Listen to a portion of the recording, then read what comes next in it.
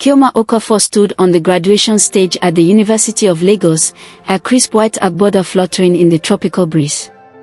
At 22, she felt invincible, top of her computer science class, accepted into a coveted graduate training program at a leading tech firm, and the pride of her family flocking in the front row.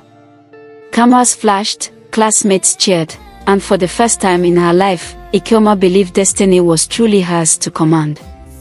Back in her tiny rented apartment in Yoba, Lagos, the thrill of convocation faded into late-night job applications and celebratory calls. Her phone buzzed constantly, recruiters, old lecturers, well-wishers. To manage it all, she kept a notebook by her bed where she jotted down next steps. 1. Complete onboarding paperwork. 2. Buy Ankara fabric for mom's anniversary. 3. Update LinkedIn profile. It was in that notebook where she noticed, scribbled in the margin, a single line, period due, May 15th. On May 18th, when nothing had arrived, she chalked it up to stress. By May 22nd, the knot of anxiety in her stomach had grown too real to ignore. At the local chemist, she bought a pregnancy test on trembling legs. Back in her one-room sanctuary, she closed her eyes, whispered a quick prayer, and dipped the stick. 2 lines. She stared until tears blurred her vision. How? When? Why me? She whispered. Memories of late-night study sessions and a handful of dates with her boyfriend, Chidra, flashed through her mind. They had never planned for this. Not now. Panicked, she slipped the test under her pillow. For 3 days she tiptoed around her flat, avoiding mirrors and meal times with friends, her appetite gone. Each afternoon, the sun slanted through the curtains and reminded her how swiftly life could change. When Chidra answered her trembling call, his voice was distant. Ekeoma, you're joking, right? His laughter stung more than any slap. This isn't funny, she managed. I'm pregnant. Silence. Then, this can't happen now. I need time to think. He hung up. Her words spun. She closed her eyes, inhaled shakily, and called home. By evening, her mother, Mrs. Okafor, was at her door, stern and silent. They drove the hour to Onitsha in grim tension. In their small compound house, her father paced barefoot on the tiled veranda. When she confessed, her mother's face crumpled. Tears rolled silently down her cheeks. Her father's voice quavered. You made a mistake, Ekeoma. But we will find a way. Later that night, in her childhood bedroom, Ekeoma wept. The fierce pride she once held felt like an empty shell. How could she face her classmates, her bosses, or even herself? Over the next weeks, news rippled through her family and social circles. Cousins asked whether she'd considered going to Ghana for a termination. Church members hinted at shame. Her heart hardened. She would not let stigma define her. If life had thrown her this unscripted journey, she would write her own script.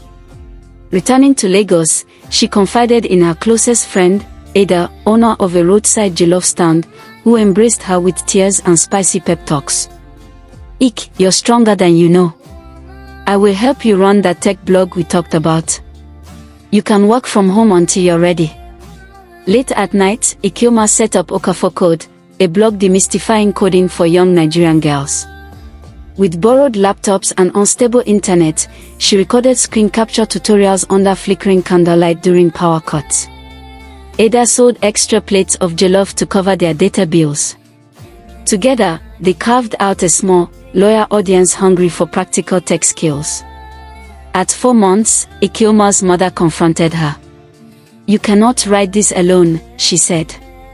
Mrs. Okafor arranged meetings with potential sponsors, women in business who had once walked on planned paths. At a gathering in Enugu, Ekeoma met Chioma, CEO of a women's empowerment NGO. Chioma offered a small grant to finish her blog series and promised mentorship. Chidra reappeared, eyes watery. I'm sorry, he said. If you want me to be there, I will. Ekeoma looked at him, her heart aching with old hope. But she had learned too much. Thank you, she said softly. But this is my journey. I write it myself. By her 7th month, OkaforCode had gained thousands of subscribers. 3 local newspapers featured her story, Graduate to Mommypreneur, they called it. Investors reached out about turning her tutorials into an app. On the night before her due date, Ekeoma paced her bedroom, her laptop open to the app's mockup, her notebook still listing dreams. 1. Launch mobile app. 2. Host coding bootcamp. 3. Graduate someday with MBA. On October 2nd, at exactly 3:17 a.m., Ekeoma gave birth to a baby girl she named Amara, God's grace in Igbo. Holding her daughter for the first time, Ekeoma felt the weight of the world shift. The sleepless nights, the whispered judgments, the fierce determination, it all led to this moment of breathtaking clarity. Months later, at a modest launch party in Yoba, Ekeoma and Ada unveiled the OkaforCode app. Mothers, students, and industry veterans celebrated beneath strings of fairy lights. As Ekeoma cradled little Amara, dressed in a tiny Ankara wrapper, she spoke into the microphone. Life doesn't always follow your plans. Sometimes, it hands you a story you never dreamed to write. But in that surprise lies your destiny, if only you dare to turn the page. Applause echoed under the Lagos sky. In the crowd, children watched with admiration, not as a rescuer, but as one who had witnessed her rise. Ekeoma's family beamed. Ada wiped tears as her jollof stand served celebratory platters. And somewhere in the applause, Ekeoma recognized a new promise. This was only the beginning of her unscripted journey.